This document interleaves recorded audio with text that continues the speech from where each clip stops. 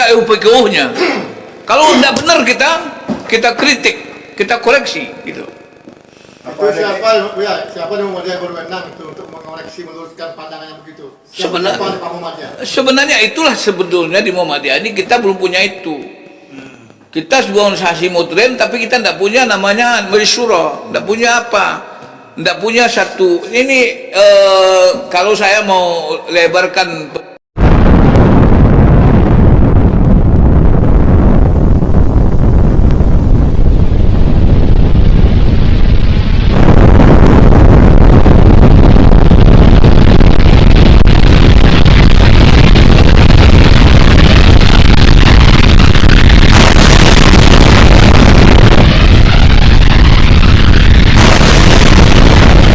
kan dakwah ya, gerakan dakwah gitu ya.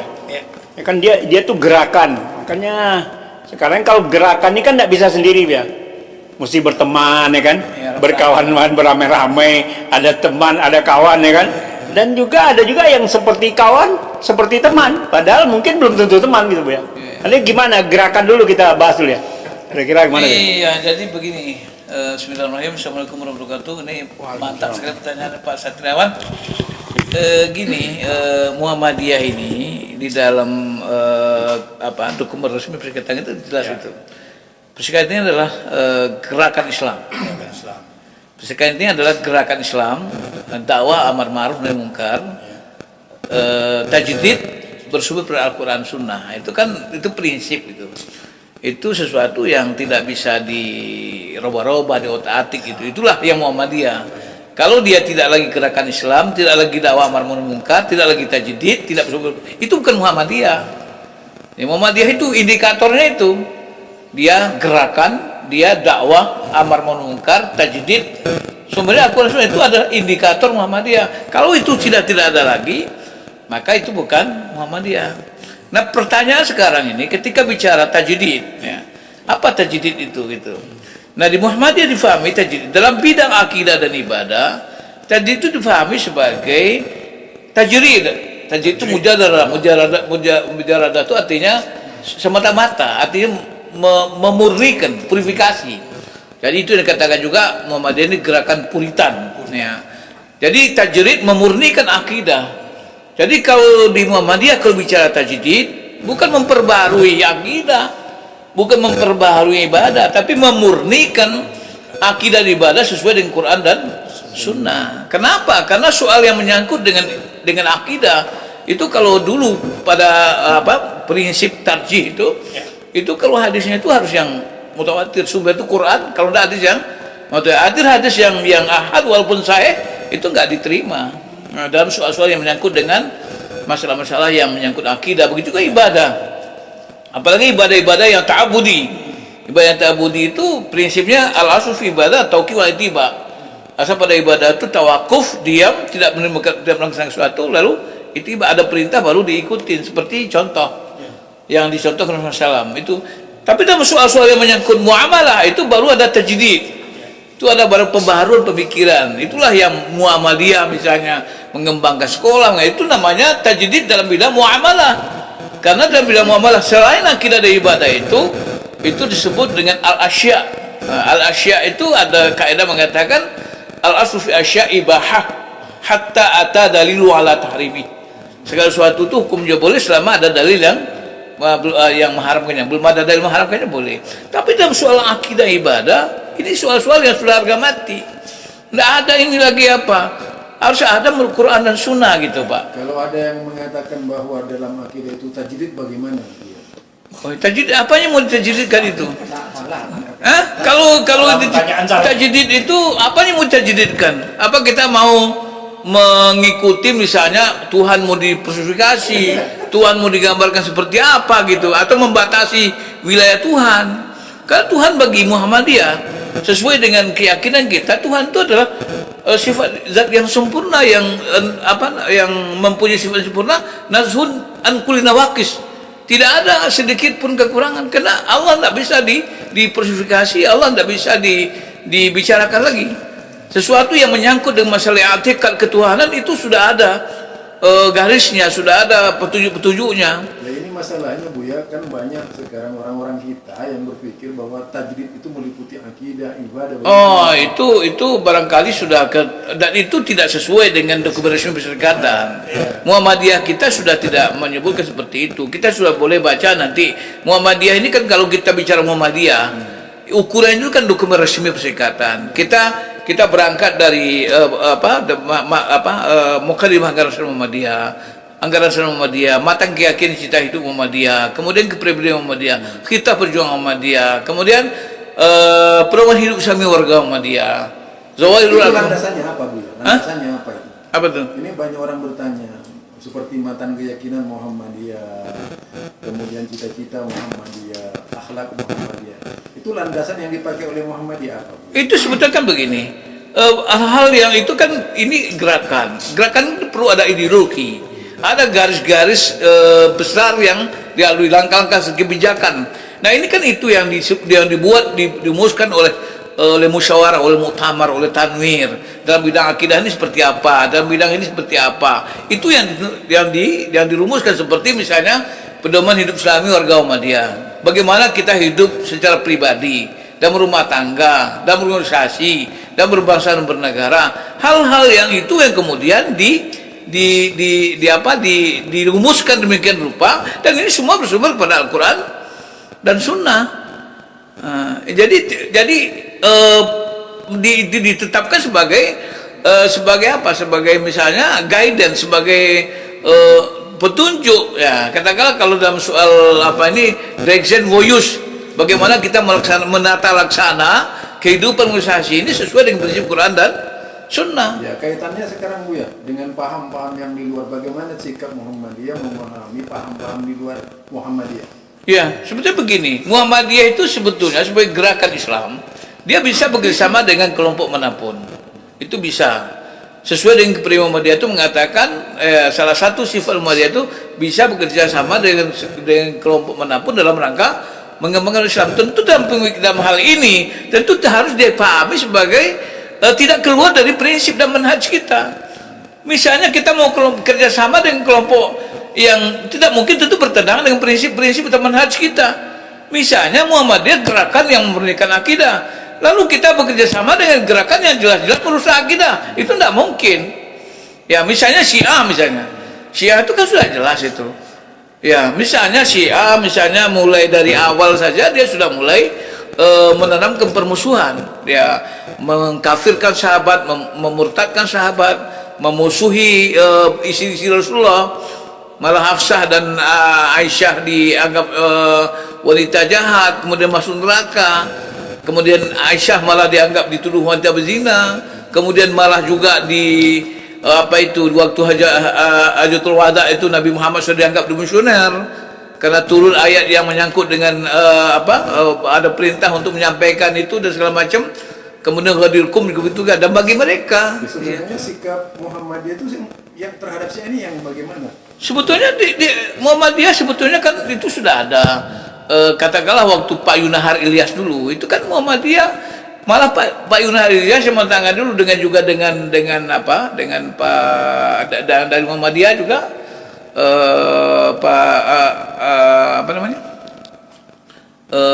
yang mewakili Muhammadiyah di apalah. Artinya apa? Yang saya maksud begini. Yang saya maksud bahwa walaupun itu di situ misalnya tidak ada fatwa segala macam. So yang fatwa itu sebetulnya begini. Orang kadang-kadang berpikir begini, kan belum ada fatwanya. Kalau yang sudah sesat itu kan mau buat fatwa lagi. Yang perlu fatwa itu yang belum jelas kesesatannya. Tapi kalau yang sudah jelas kesesatannya tidak perlu difatwakan. Memang kita perlu fatwa, misalnya babi itu tidak haram, memang harus tunggu fatwa dulu. Masalahnya ya ada orang oknum-oknum tertentu di Muhammadiyah yang ingin membawa Muhammadiyah untuk bersama-sama Syiah.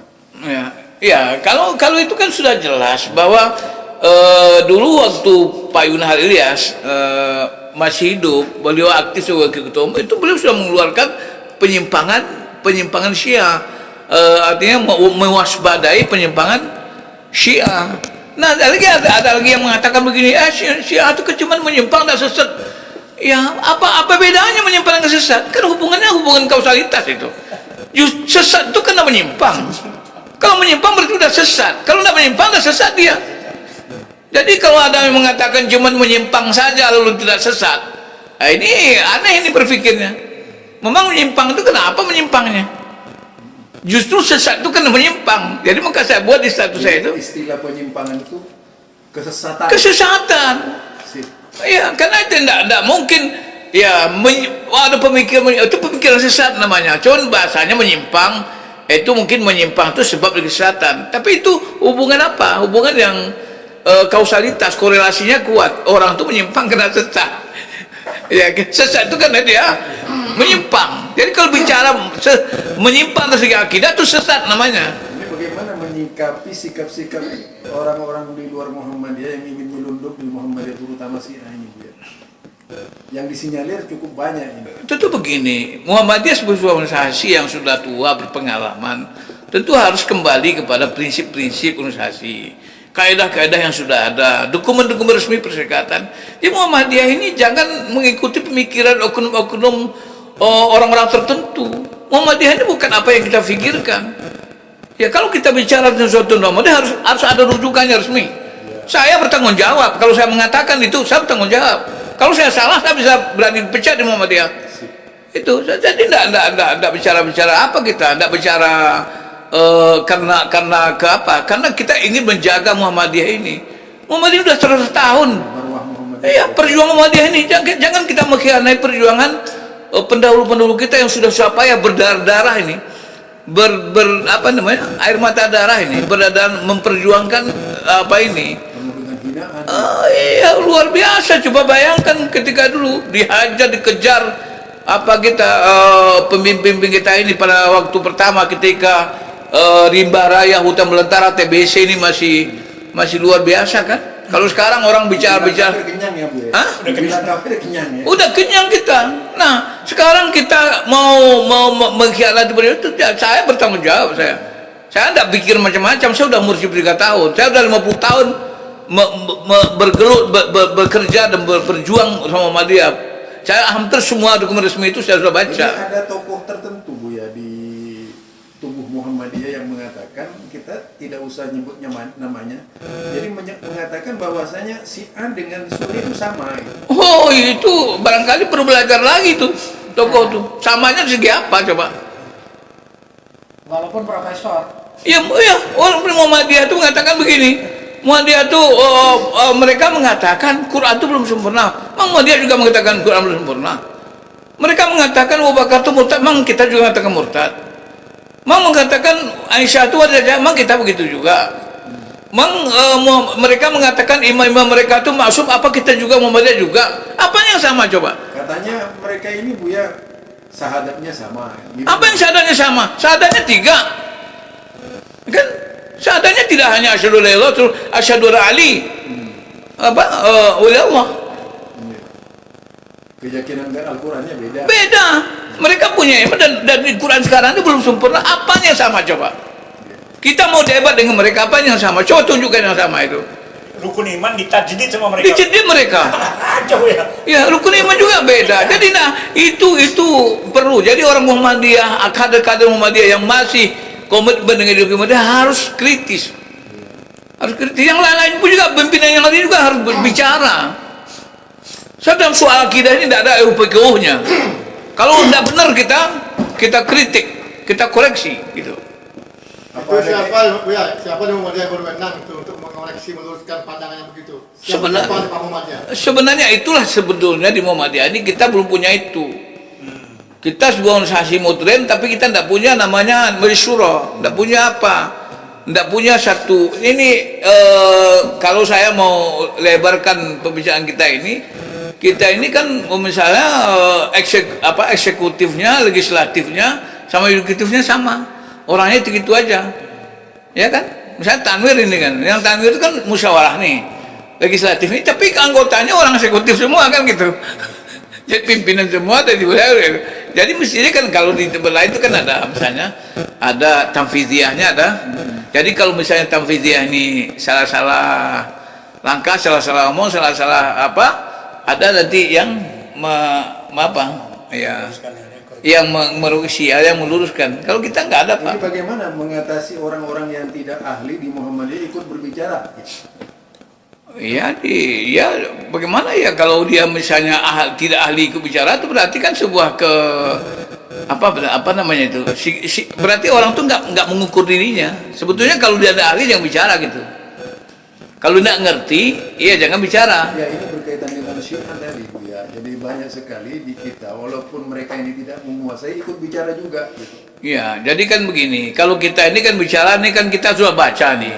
Kita sudah diskusi berkali sudah baca macam-macam, dan mereka kalau mau yang bisa yang belum jelas itu mau diskusi, sebaiknya saya usulkan para pimpinan coba diskusikan. Ya, ini kan sebetulnya kita punya Mastarji. Mastarji itu kan majelis yang punya tanggung jawab ini soal keabsahan, kesahihan, validitas sebuah pendapat, keyakinan. Bisa harus bicara. Jadi mengapa tadi belum mengeluarkan? Saya nggak tahu itu, tanya aja sama dia itu, kenapa belum bicara? Hah? Iya juga. Ya, Kenapa kok nggak bicara? Kenapa bicara? Tolong bicara ini. Iya, Pak. Ya. Kita ini soal kerjasama itu suka main-main. Contoh saya bilang kan, kalau kita sudah kerjasama misalnya, nanti ada yang diutus diutus kuliah beasiswa ke Iran misalnya, ke KUM misalnya. Balik, coba bayangkan, ya, bayangkan sekian tahun, dia 4 tahun jadi S1. Kita sudah pengalaman Jakarta ini, saya nggak usah sebut nama lah. Hanya berapa orang saja yang terkontaminasi Syiah, kita repot di Jakarta ini. Satu orang saja. Satu orang saja. Apalagi kalau sudah kirim puluhan ratusan orang nanti sana. Hilang Muhammadiyah. Hilang sama dia. Sebagaimanapun Pak, orang kita ini, anak muda ini, sekolah negeri itu masih dianggap sesuatu yang membanggakan. Terus sikap Muhammadiyah sendiri bagaimana sekarang? Nah, itu saya nggak tahu itu. Karena kalau saya lihat, kita dengar begitu tuh, kita khawatir. Saya termasuk yang khawatir itu. Kalau tabligh sendiri menyikapi bagaimana? Kalau tabligh secara apa kan? Kalau tabligh secara lembaga tentu bagaimanapun tidak punya tidak punya kapasitas untuk apa ini, karena kita kan lembaga yang di bawah seperti pembantu. Tapi kalau teman-teman termasuk Putra Kamal juga sependapat dengan kita. Tidak ada dorongan nggak kepada majelis tarjih supaya? Saya nggak tahu itu. Tapi ketika saya juga ada tulisan-tulisan waktu tulisan saya itu baca juga komentar dari Pak Putra Kamal, ketua kita. Beliau katakan kawal terus Buya katanya. Berarti saya dapat perintah dari ketua untuk mengawal ini. Ya, ini saya terus terang aja. Kasus kader Muhammadiyah yang kemudian menjadi Syiah karena Iran itu disikapi secara tertulis oleh PWM DKI atau Pernah. Ya? Saya waktu saya jadi ketua harian PWM DKI Jakarta, wakil ketua PWM DKI Jakarta, saya pernah mengeluarkan surat. Saya kirim ke seluruh amal usaha agar orang yang hasil keputusan PWM. Iya, ini kita bicarakan dan kita apa? Ini perlu dipublikasi ya, karena Iya. mungkin bisa dilakukan, mungkin kalau pusat tidak melakukan PWM. Dan itu ketika itu pernah kita bicarakan dan waktu itu kita eksekusi. Saya emang mestinya ketika itu. Ya. Karena waktu itu ketuanya Pak Agus Suradika, beliau kan tidak terlalu tajam dalam soal yang menyangkut ini keagamaan ini, maka itu kita yang kita yang menandatanganinya. Dan seluruh pengurus setuju saat itu ya? Iya, setuju lah. Kalau nggak setuju itu protes. Iya. Ya walaupun ya, itu bagaimana kita memutuskan itu kan masalah apa itu. Tapi kita sudah dan kita waktu itu menang perlu untuk memberikan menyampaikan kepada cabang-cabang perguruan tinggi semua agar orang ini jangan dipakai gitu. Karena ini menyangkut. Buya Allah yarham Buya Yunhar bagaimana? Iya, itulah sikap Majelis Ulama itu. Sikap yang ada dalam buku itu ada bukunya itu. Mana ada buku apa tuh? Buku. Buya kan juga di MUI. Kalau sikap MUI sendiri ada Buya? Fatwa Iya, atau semacam ya itu? sebetulnya saya katakan kalau sikap yang tertusuk jelas ada dalam buku penyimpangan akidah itu. Itu ada penyimpangan akidah Syiah itu ada bukan itu ada penyimpangan akidah yang Ya, buku yang. ya. Dulu juga itu buku keputusan Majelis Ulama yang ditandatangani Ibrahim Hussein Bu, ada juga. Ada juga itu Pak yang buku yang ada apanya, yang ada masih ada plastiknya ada tuh. Yang agak tipis. Merah. Merah, agak merah. Jangan yang gede. Ada satu lagi Buya yang agak menarik. Saya dengar tahu kebenarannya valid atau enggak bahwa di MUI sendiri sempat kemasukan gitu ya. Orang-orang Syiah juga, apa benarnya? Itu kalau itu saya nggak tahu tuh. Tapi yang jelas sampai terakhir MUI itu masih tegas. Hah? Gimana sih? Ya mungkin barangkali ya, mungkin Tahun pada kira-kira 5 tahun yang lalu ya. ya. Masih ya, sekarang enggak. Saya udah begini. Jadi sebetulnya kalau itu saya nggak tahu persis ya, tapi paling tidak kalau saya lihat seluruh petinggi-petinggi yang ada sekarang ini masih punya komitmen untuk apa namanya? Itu kan itu. Jadi ini kan apa? Ini buku yang pernah kita tangani dan tim Pundis MUI pusat ini. Jadi ini lebih daripada fatwa ini. Nah, ini buku ini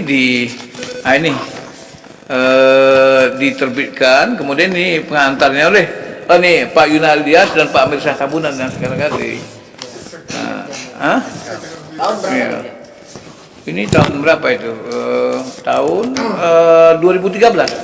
Dan dua-duanya tadi kader Muhammadiyah ya? Kader Muhammadiyah ini. Kalau bicara nanya Muhammadiyah ini yang membuat buku ini, yang bertanggung jawab begini Pak Yunahar sama Pak Amir Syah Tabunan ini orang Muhammadiyah dua-dua. Kalau bicara inilah pendapat Muhammadiyah. Ya. Kalau sikap tabligh pusat sekarang menghadapi pimpinan cabang atau anak pimpinan ranting yang tentu saja belum tahu berita itu bagaimana? Ya sekarang tentu ini kan baru kita pada tingkat pusat ya. Kita kan belum apa. Ya tapi nanti kita akan apa? Ini kan kita bahas nanti ini. Masalahnya di daerah begini Bu yang saya perhatikan di daerah-daerah itu bertanya, dan sikap pimpinan pusat sendiri bagaimana? Iya. Nah, jadi begini. Jadi kita nanti insya Allah, karena kita ini kan punya majalah ya. Insya Allah nanti majalah ini kan kita jadikan sebagai media untuk menjelaskan prinsip-prinsip media dalam soal akidah, ibadah, soal muamalah macam-macam termasuk soal ini. Kemudian sesuatu kita akan apa? Karena bagaimanapun ini tanggung jawab kita, Tabligh bertanggung jawab untuk mensosialisasikan nilai-nilai, prinsip-prinsip dan keyakinan yang dijadikan prinsip di Muhammadiyah. Jadi kita tanggung jawab kita itu. So kan bagaimanapun kalau ada orang sesat nanti di Muhammadiyah ngikutin Syiah segala macam, lalu kita yang ditanya dulu Tabligh nanti. Ya, Tabligh tanya. Mesti ditanya nanti. Saya ditanya nanti. Kita semua ditanya nanti. Kalian dulu di dunia, ya, enggak sampai apa enggak? Kan gitu. Itu ya berkaitan dengan orang Tabligh ya, sama juga tombaknya Allah Muhammadiyah. Ya bagaimana seharusnya kita sampaikan ke PP Muhammadiyah nih? Bagaimana cara kita menyampaikan supaya ini jangan sampai terlebar ini ya. Tambah lama berkembang nih. Saya begini. Ini lagi Bu ya, jadi ini menampung keresahan orang-orang yang dibawa gitu. Ya, ini kan sebetulnya begini. Kita menempuh jalan seperti ini, misalnya kita bikin status segala macam, karena ini barang ini kan sudah terlanjur terpublikasi. Iya. Sudah dipublikasi, sudah ada berita Muhammadiyah segala macam. Lalu kalau kita misalnya hanya melalui internal saja, ya jangan-jangan kita, kenapa nggak dibicarakan di internet? Ini kan sudah kadung orang sudah tahu semua publik. Viral. Kalau kita misalnya tidak memberikan pendapat, paling tidak. Masalahnya pimpinan pusat bergerak sendiri juga orang-orangnya. Iya. Sebetulnya begini Pak, adanya kita ngomong-ngomong begini, ini menyelamatkan Muhammadiyah juga dari satu segi. Iya, kenapa? Siapa berani yang menegakkan disiplin dan menjaga ketertiban Muhammadiyah? Iya, sebetulnya ini tentu kita harapkan. Bagaimana dengan yang dilakukan di Jawa Timur ini? Ini yang kita khawatirkan ini. Ketika pusat melakukan sesuatu, orang di bawah tuh ngikutin aja. Ikutin aja. Seolah-olah bermakmum. Begini Pak, saya dulu pernah waktu Pak Adin jadi ketua umum, pernah ada keinginan dulu untuk membuat zikir berjamaah almarhum Arifin Ilham. Ya di sini saya protes Pak. Saya waktu ketua Majelis Tabligh DKI Jakarta, saya bilang saya akan protes ini, saya akan istilahnya melarang orang datang ini, bukan sabotase namanya, bukan demo, bukan menghalangi lah orang lain. Apa namanya itu? Lupa saya istilah itu kan. Oh, kata apa? Dengan itu, jangan kuat-kuatan kita bersemangat. Kita punya jamaah juga. Saya bilang nggak begini Pak. Soalnya begini, saya khawatir ketika itu dilakukan oleh pusat, nanti di wilayah-wilayah di cabang-cabang itu orang pikir semua kita ganti aja dilanting dengan majelis zikir lagi sebelah. Ya. So, bagaimanapun apa yang dilakukan oleh pusat itu fatwa. Model ya. Jadi model. Kalau kita misalnya buat apa-apa, nanti ini jadi fatwa. Kalau kita dikatakan intoleransi bagaimana Bu ya? Hah? Intoleransi. Ya, kita sudah tidak apa-apa. Dalam soal kita mengintoleran. Soalnya mereka kan tidak toleransi juga ke kita Bu. Kan tidak toleransi ke kita. Iya, dia kan sudah tahu kita ini punya gerakan yang seperti ini, kok dia masuk-masuk ke sini kan tidak toleran juga. Artinya begini, kita juga harus memahami toleransi itu difahami sebagai sebuah bentuk ya saling menghormati, saling menghargai, kan begitu. Kalau dia nggak, bukan ikut gitu. Ya, kalau dia kita juga nggak menggampai. Kita juga nggak bicara tentang mereka. Kapan kita bicara tentang mereka? Tapi kalau mereka sudah mulai bagaimanapun kita punya kewajiban untuk menjaga akidah saudara kita. So gini Pak, saya pikir ini apapun yang kita bacakan ini kan kalau dibaca oleh teman-teman kita kan paling tidak orang kan bilang, oh berarti tidak. Dan saya yakin ini tidak, saya yakinnya bahwa sebagian besar tokoh-tokoh muslim itu tidak suka ini. Tidak suka apa ini kerjasama seharusnya ini. Membangun kesatuan seperti apa? Iya, ya. Seharusnya membangun kesatuan itu seperti apa? Maksudnya membangun kesatuan. Ya, persatuan umat Islam seperti apa yang? Ya, mestinya begini Pak. Dalam hal-hal yang sensitif seperti ini, itu perlu ada semacam dulu lah. Kita ada bicara dulu lah. Urung rembuk. Kemudian ada pembicaraan-pembicaraan yang lebih dipantau lah, dilihat. Aspirasi umat kita seperti apa. Jangan kemudian ini hanya dengan power system gitu. Karena kita lagi punya kekuasaan kita buat itu tidak seperti itu. Oh iya, sekarang dengan orang-orang yang punya kekuasaan karena berlainan paham lalu paham itu dipaksakan bagaimana Bu ya? Nggak bisa juga. Yang namanya paham dia memaksakannya. Itu namanya radikal namanya. Memaksakan paham radikal. Jadi tidak boleh.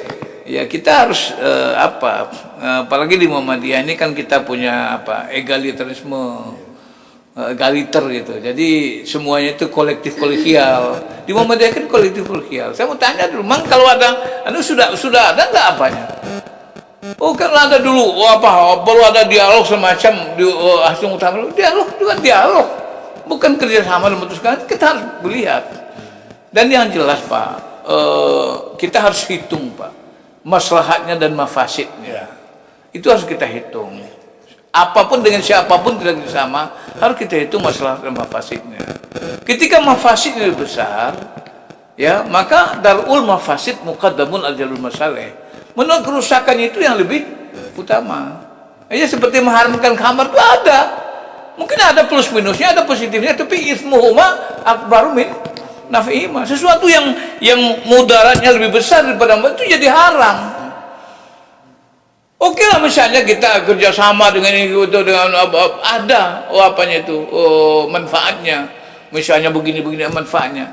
Tapi kita hitung manfaatnya dengan mudaratnya mana yang lebih besar. Ketika manfaatnya yang lebih besar oke. Tapi kalau mudaratnya lebih besar, maka Allah sudah ajarkan mentarbiyah kita dalam Al-Quran. Bagaimana kita mengambil keputusan. Bahwa Allah mengajarkan bahwa ketika manfaat madarat lebih besar, maka itu menjadi haram. Ismuhuma akbaru min nafihima. Khamar itu, judi. Bukan tidak ada, judi itu bagus juga. Kenapa tidak bikin lotre, bikin pembangunan sebagian untuk membangun masjid, bisa juga itu. Tapi kalau orang otaknya udah otak judi nanti gimana? Orang tidak mau kerja lagi, yang penting dia gambling terus. Ya, ini kan rusak. Jadi oleh karena itu, saya rasa perlu kita pikirkan bersama-sama. Kita ini bukan apa-apa, bukan mau melawan kepada pimpinan macam enggak, tapi kita mengingatkan kita apa? Karena kata Rasulullah ketika ditanya nasihat itu untuk siapa? Ya termasuk li'aim batil muslimin. Kepada para pemimpin juga harus nasihati. Ya, pemimpin itu harus nasihati. Seperti Umar bin Khattab juga mengatakan, saya ini bukan orang terbaik dari kalian. Termasuk pemimpin organisasi. Organisasi. Nah, Abu Umar bin Khattab aja sahabat Rasulullah mengatakan, saya bukan terbaik, kalau saya salah nanti luruskan saya. Kan begitu. Jadi artinya apa? Artinya kita jangan apa? Harus ada keberanian. Ya kalau kita tidak ada keberanian itu ya, kalau saya berani aja. Ya, artinya menyampaikan ini. Tapi ya seperti ini ya. oknumnya kan kesannya menginjak, merendahkan, bahkan mengharamkan seakan-akan Muhammadiyah dengan Salafi. Ada Salafi usul. Iya, tapi giliran si A dengan si A, dia memberi peluang.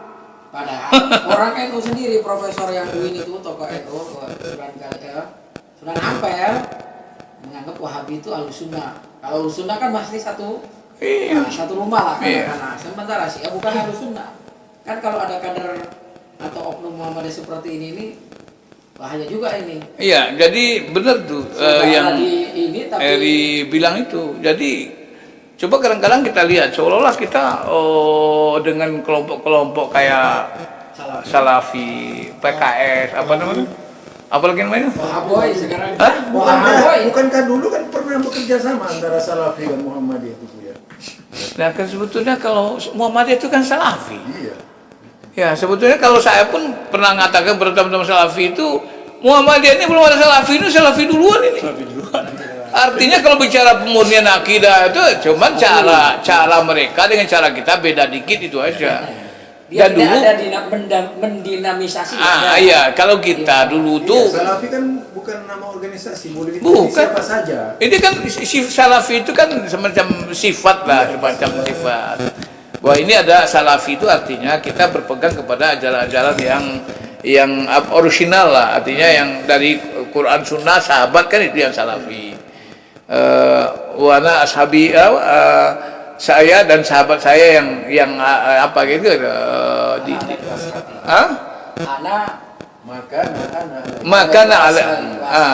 itu kan itu yang Salafi itu, dan kita ini adalah Salafi ya, cuman ya kita tentu dalam cara dakwahnya kita ini kalau Muhammadiyah bergerak bukan untuk mengkafir-kafirkan orang, tapi mengimankan orang. Bukan membid'ahkan, tapi membawa bid'ah pada sunnah kayak itu. Ya, jadi Muhammadiyah itu lebih mengajak orang bagaimana supaya orang yang masih bid'ah supaya diajak menjadi bersunnah. Kalau dia kafir diajak beriman. Bukan mengkafirkan orang yang beriman. Bukan membidah-bidahkan, itu aja beda kita. Tapi seprinsip pemahaman, kajian dan kita sama aja. Masa dengan orang yang kita sama-sama prinsipnya kok kita bermusuhan, tapi malah dengan yang jelas-jelas berbeda. Ya, coba bayangkan kalian itu, mereka punya, kalau saya pernah mengatakan, pernah enggak ingat saya dulu diminta juga Pak Guru dulu di Istiqlal ada acara itu, saya katakan lebih hebat dari Ahmadiyah ini Syiah. Kenapa? Kalau Ahmadiyah itu cuma satu nabinya, Mirza Ghulam Ahmad. 12. Karena apa? Karena pertama itu dia menganggap imamnya itu maksum. Yang kedua, kemarin tak berani ngomong, dia baca di bukunya itu, malah pendapat daripada para ulamanya Syiah itu, Nabi itu katanya, Imam Syiah itu tidak ada satu pun Nabi yang diutus, malaikat yang paling dekat dengan Tuhan, dan Nabi pun yang diutus yang bisa mencapai makamnya imam itu. Coba bayangkan. Itu bukan Itu Nabi. Ya Nabi aja lebih. Nah sekarang saya nanya, apa Muhammadiyah itu berpaham seperti itu juga? Hah? Jadi coba kita lebih lebih. Saya sebagai orang tua ya, sebagai orang bukan tua, senior lah, ya. Artinya begini, saya merasa sangat khawatir. Kalau kita sudah mulai kerjasama dalam hal-hal yang akidahnya tidak beres ini, ya saya pikir ini siapa yang bertanggung jawab nanti? Contoh aja Pak, kalau kita udah berteman nanti, misalnya kawin nanti dengan dapat menantu orang Syiah nanti, luar biasa Pak. Saya ada punya pengalaman dengan tetangga saya, menantunya orang Syiah, susah. Anaknya sudah punya anak segala macam, mau apa? anak kita sudah apa? Apa tidak punya wacana dari Muhammadiyah nikah sesama Muhammadiyah? Iya, memang itu Populasinya supaya Muhammadiyah lebih banyak. itu eksklusif, Pak. Itu namanya, itu namanya mengharamkan yang halal namanya. Yang nggak boleh itu nikah dengan orang yang rusak akidahnya. Ya. Nikahnya Muhammadiyah dengan Kalau Muhammadiyah ini tidak mengharamkan dengan yang penting syaratnya orang Islam. Harus diteliti. Berteliti. Kita juga misalnya dengan Persis, dengan NU segala macam silakan, tidak apa-apa. Karena dia Ahlus Sunnah. Tapi kalau misalnya dengan orang Syiah, dengan orang Ahmadiyah jangan. Karena bagaimanapun nanti ya ada hal-hal yang secara prinsip kita berbeda. Tidak bisa misalnya oh ya kan kita sama-sama, apa yang sama coba?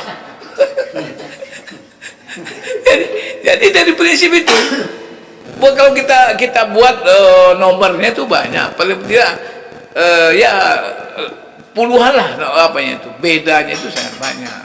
Jadi misalnya mereka ini dari sisi masih melakukan kebiasaan tradisi seperti TBC itu gimana cara mengatasi itu? yang mana? Ya dari kelompok-kelompok di luar kita, misalnya nikah dengan kita ya. Kemudian masih mentradisikan TBC, sikap kita sebagai suami terhadap istri yang berbeda bagaimana? Ya begini Pak, sebetulnya begini, dalam hal-hal yang menyangkut dengan masalah-masalah yang menyangkut umur muamalah, Muhammadiyah itu kan sudah punya garisan. Ya. Ibadah itu ibadah yang ada bid'ah itu adalah yang ta'abudi. Kalau yang misalnya soal-soal yang tidak ta'abudi, yang misalnya tidak masalah ibadah maudhu, itu kan bab-bab muamalah itu kan kita sebetulnya selama ini kan yang sering menjadi isu-isu perbedaan itu kan bab-bab muamalah, gimana hukumnya maulid macam-macam itu kan. Dan masalah-masalah khilafiyah Muhammadiyah juga kan tanau juga. Artinya hal-hal yang khilafiyah gitu. Ya, jadi makanya saya dalam banyak kesempatan di Majelis Ulama itu, saya kan pemateri tetap, saya ketua panitia standarisasi dai MUI ya. Saya selalu mengatakan bahwa untuk menjamin persatuan kita itu paling tidak 7 prinsip ukhuwah itu: bersatu dalam akidah, berjamaah dalam ibadah, toleransi dalam khilafiyah, ihsan dalam bermujadalah, fatanah dalam bersiasah, santun dalam bermuamalah, dan istiqomah dalam berdakwah. Itu ada 7 prinsip yang harus kita selama sudah kita itu beriman yang benar dalam akidah seorang muslim yang benar, maka kita selama itu wajib hukumnya kita saling. Adapun perbedaan-perbedaan yang menyangkut khilafiyah itu nanti ya selama itu ya khilafiyah itu kan yang ada dasarnya. Yang kalau tidak ada dasarnya bukan khilafiyah namanya. Itu itu khilaf namanya. Kalau khilafiyah itu kalau yang itu khilaf namanya. Jadi Muhammadiyah sangat Bukan salafiyah. Salah. dan barangkali juga salah dia itu. Jadi kalau kita lihat juga misalnya Muhammadiyah itu sebetulnya sangat luar biasa. Dalam soal ini kita tidak menolak mazhab. Kita bermanhaj, kita malah menerima seluruh mazhab. Tidak malah kita memperlakukan adil semua mazhab. Itu kan kelebihan Muhammadiyah kan. Jadi tidak menerima satu menolak yang bukan begitu. Semua mazhab kita jadikan sebagai referensi. Saya rasa itu aja barangkali yang mungkin. Ya cukup pemirsa, diskusi kita pada kesempatan ini alhamdulillah ya sangat hangat rupanya. Dan nasrul minallah wa fathun qarib, kita ketemu pada lain waktu. Assalamualaikum warahmatullahi wabarakatuh. Bersama Satriwan Tanjung, Buya Rizman, Waheri Bejahari, Ismail Anas, dan Ustaz Zulkarnain El Maduri.